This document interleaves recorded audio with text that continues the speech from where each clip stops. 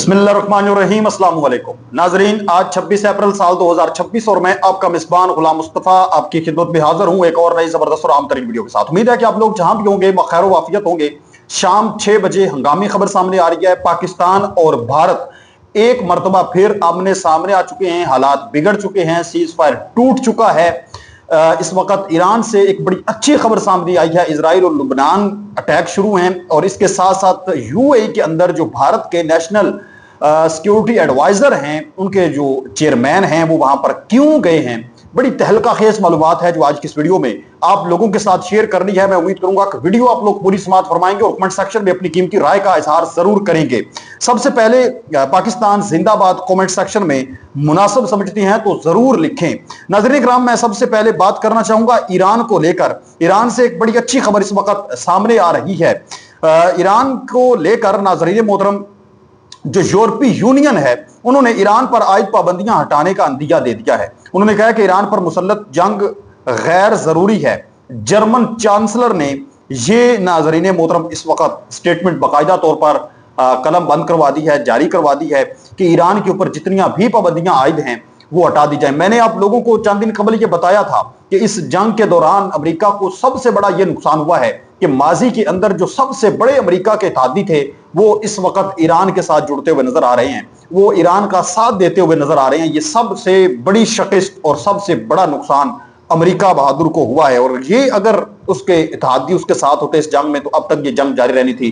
कभी भी ट्रंप ने मुज़ाकरात की मेज पर नहीं आना था।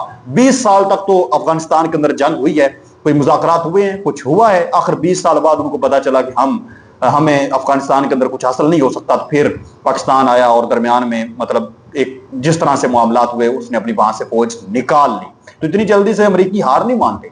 तो यहां पर चूंकि इनका फेंटा लगा, ठीक ठाक एयर डिफेंस सिस्टम, हर चीज ईरान ने उड़ा कर रख दी, कबाड़ा कर दिया, तो और कोई चारा नहीं था। तो फिर इस वजह से मुज़ाकरात की तरफ आ गए और फिर मदद भी मांगी नेटो से, यूरोपीय यूनियन से। हर एक ने आगे से ट्रंप को जनाब मेरी ठीक ठाक खरी खरी सुना दी और कहा कि खुद जंग शुरू की है, हमारे साथ तो कोई बात नहीं की इस हवाले से और ना ही हम ये जंग चाहते हैं, तो खुद भुगतो। अब इसी के साथ साथ अब ये यूरोपीय यूनियन की जानब से एक बड़ी अच्छी खबर है, ईरान के लिए बड़ी अच्छी खबर है कि उसके ऊपर बहुत ज्यादा पाबंदियां हैं, अगर वो हटा दी जाती हैं। लेकिन ये कम से कम यूरोपीय यूनियन ने आवाज तो उठाई है ना। उसके हमसाय किसी मुल्क ने आज तक आवाज उठाई है ईरान के ऊपर लगी पाबंदियां हटाई, वो उल्टा अमेरिका को अड्डे उन्होंने दिए हुए। तो आप यूरोपीय यूनियन के इस इकदाम पर क्या कहेंगे? क्या यूरोपीय यूनियन के इस इकदाम को आप सराहते हैं? मुझे जरूर बताइएगा। दूसरी तरफ भारत और पाकिस्तान इस वक्त आमने सामने आ चुके हैं, लेकिन उससे पहले इस वक्त सीज फायर टूट चुका है, जो सीज फायर इजराइल और लुबनान के दरमियान हुआ था। आज ताजा तरीन खबर सामने आई है कि Israel continue to violate the ceasefire and carry out air strike in लुबनान।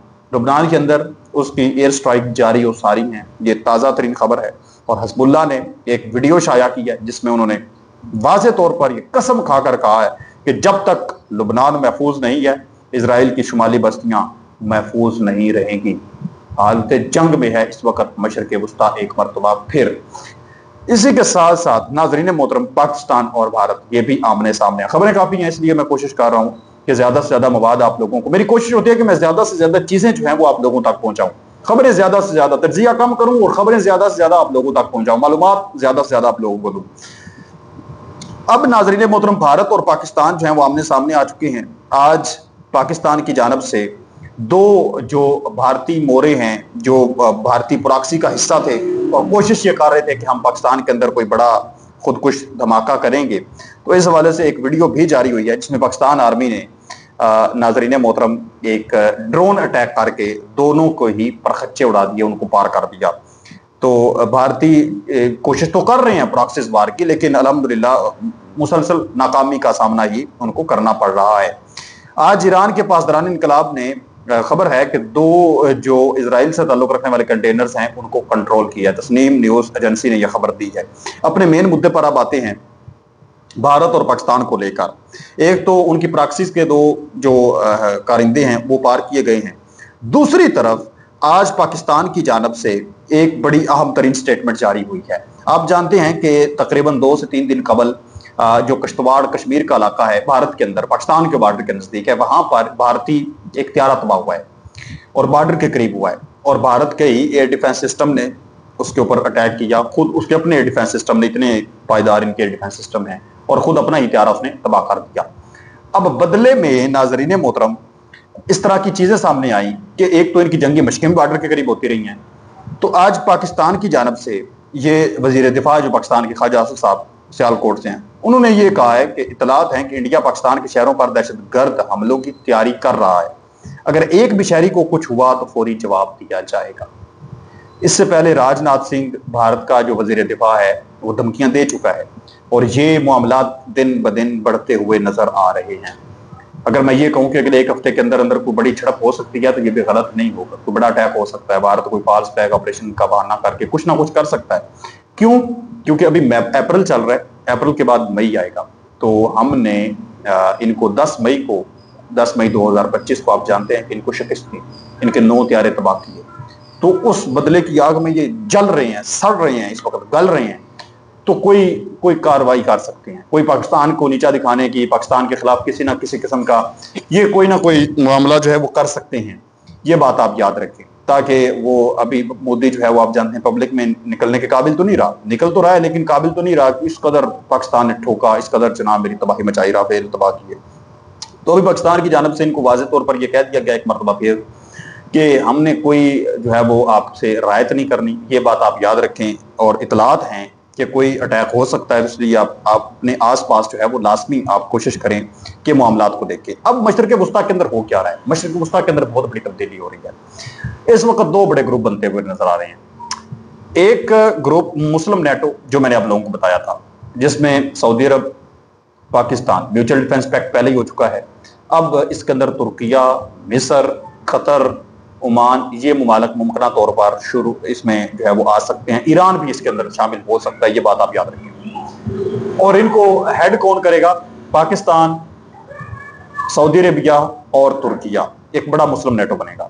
एक ग्रुप ये बन गया मशरिक़ वस्ता के अंदर, मिडिल ईस्ट के अंदर, और दूसरा ग्रुप है जी भारत, यूएई और इजराइल। यूएई और इजराइल के दरमियान काफी ज्यादा बड़े मुआहदे हुए हैं हर तरह के, और फिर यूएई और भारत के दरमियान भी काफी ज्यादा मुआहदे हैं, डिफेंस मुआहदे हैं और आगे पीछे, और फिर यूएई और इजराइल के दरमियान भी मुआहदे हैं, इजराइल और भारत के दरमियान भी मुआहदे हैं। ये सेम इस तरह से ही है जिस तरह से पाकिस्तान और सऊदी अरब के दरमियान है, सऊदी अरब और पाकिस्तान के दरमियान है, और भी पाकिस्तान की कतर के साथ हैं। तो ये इस वक्त 2 धड़ों में मिडिल ईस्ट मुझे तकसीम होता हुआ नजर आ रहा है। ये एक दूसरे के साथ हर तरह की दिफाई मशकें, तमाम चीजें शेयर करेंगे, एक दूसरे की हेल्प करेंगे। और ये मामला उस वक्त शुरू हुआ है जब हमने मई 2025 के अंदर मोदी की ठीक ठाक ठुकाई की है, उसकी तबाही मचाई है, उसको शिकस्त फाज से हमकिनार किया है। और उसके बाद फिर जिस तरह से सऊदी अरब और पाकिस्तान का एक डिफेंस पैक्ट एग्रीमेंट हुआ है, म्यूचुअल डिफेंस पैक्ट एग्रीमेंट हुआ है, उसके बाद यूएई और पाकिस्तान के दरमियान तनाव ज्यादा बढ़ गया, क्योंकि सऊदी अरब और यूएई जो है ये आपस में दुश्मन है। आप कहानी को जरा समझे ना तो आपको चीजें समझ आ जाएंगी। तुर्किया और भारत की भी आपस में नहीं बनती, इस वजह से ये तुर्किया, पाकिस्तान और सऊदी अरेबिया ये एक पेज पर आएंगे और दूसरे मुमालिक भी इनके साथ होंगे। म्यूचुअल डिफेंस पैक्ट मुमकिन तौर पर हो सकता है। और मुझे पता नहीं ऐसा क्यों लगता है कि मुस्तकबिल के अंदर अगर पाकिस्तान मजीद कामयाबियां समेटता है, अल्लाह रब्बुल इज्जत मुल्क पाकिस्तान को सलामत रखे, सऊदी अरब और पाकिस्तान जो है ये मिलकर हो सकता है यूरोपीय यूनियन के मुमालिक भी हमारे साथ शामिल हो जाएं। ये इतनी बड़ी बात नहीं है कि वो शामिल हो जाए तो बहुत बड़ी बात है, या शामिल नहीं हो सकते, वो हो सकते हैं शामिल। अगर सऊदी अरब जैसा किंगडम हमारे साथ शामिल हो सकता है, क्योंकि इस वक्त अमेरिका और यूरोप जो हैं वो आपस में ऐसे हो चुके हैं, ये आप बखूबी जानते हैं। इस जंग के दौरान चूंकि यूरोपीय यूनियन ने साथ नहीं दिया, तो मुमकिन तौर पर कुछ ना कुछ जो है वो कोई मुआहदा बड़ा हो सकता है। तो आप इस चीज पर क्या कहते हैं मुझे कमेंट सेक्शन में जरूर बताएं। बहरहाल अगले जो 48-50 घंटे हैं, 2-4 दिन हैं, बड़े अहमियत के हामिल हैं। अपने मेजबान गुलाम मुस्तफा को इजाजत दें, मिलते हैं एक और नई वीडियो में। पाकिस्तान हमेशा जिंदाबाद।